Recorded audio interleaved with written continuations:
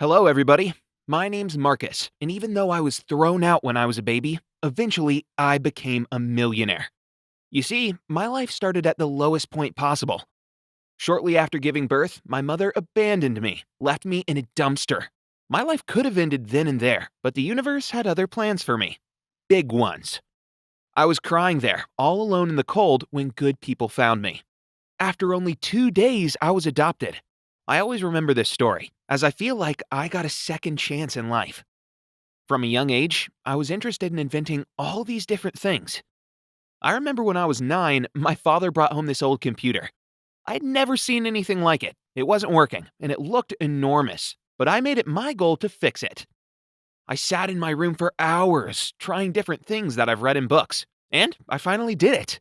It was up and running. Soon after, all my neighborhood knew that I had a talent for technology, so they kept calling me whenever they had a problem. My amazing and encouraging dad even printed an ad in the local newspaper. It said, "Call Marcus. One number, all kinds of fixing." It had my picture with a tiny suit on, and it was cringy as hell, but I still felt like a proper businessman. It was the start of my career.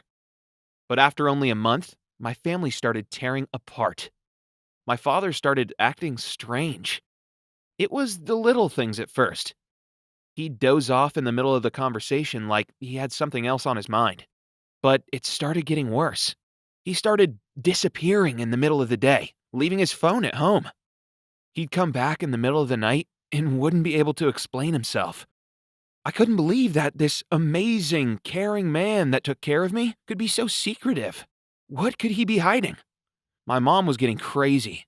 I heard her even shouting that she will divorce him if he won't tell her the truth. I was getting worried. So one time, after school, I decided to follow him and see where he's going. He took a bag and told me that he's going to the supermarket, and I left a minute after. He seemed to be going there, but then he met an old colleague at a bus stop. They talked for a couple minutes and then he just jumped on the bus. I ran towards it and jumped in at the last minute. He was standing alone. I was trying to hide in the back of the bus. After like half an hour, the bus reached the final destination and stopped.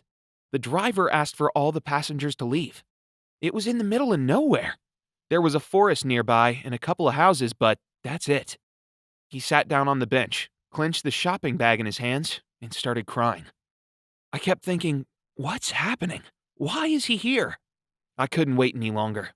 I walked up to him, sat down, and he raised his eyes to me. They looked lost. "Why are you here, Dad?" I asked. He looked ashamed. What could be so horrible that he wouldn't want to tell me? Finally, after a moment of silence, he said, "I don't know." We came back and told Mom. My parents went to see a doctor, and I was waiting anxiously at home. They came back with a very scary diagnosis. He has Alzheimer's. His memory began to fail, and it worsened day by day. It was crushing to see him struggle with the most simple tasks. He'd forget to put on some pants and would walk around the yard in only his underwear. He'd keep disappearing. I hated feeling helpless, so I decided that I'll do something about it. I stayed in my room for most of the week and brainstormed all the possible things I could do to help him when this amazing idea came to mind. This little thing not only saved my family, but turned me into a self-made millionaire at 15. I created a device to insert into my dad's shoes that would track his GPS. I could simply pick up the phone and say, "Hey Dad, where you at?" He would lean into his shoe, and as soon as he answered me, the device would send me the location. It worked perfectly. People were asking me to make it for their parents and grandparents, and one of those days, I got an amazing call that no 15-year-old ever expects. This company out of Kansas heard about my invention and suggested buying it for $2.2 million. At first, I thought it was a scam, but my parents and I arranged a meeting with them.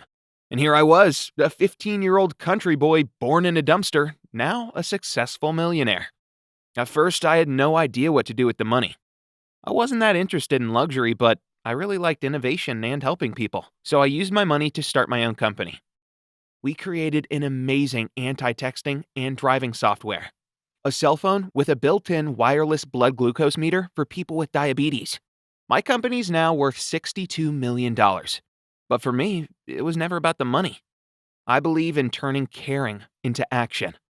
I remember that fear I felt when I didn't know where my dad was, and the relief when our lives got better. That's what I want for others. I hope my story can inspire others. I was left in a dumpster. My mom nearly divorced my father. My father was diagnosed with Alzheimer's. But all of it just inspired me to make our lives better.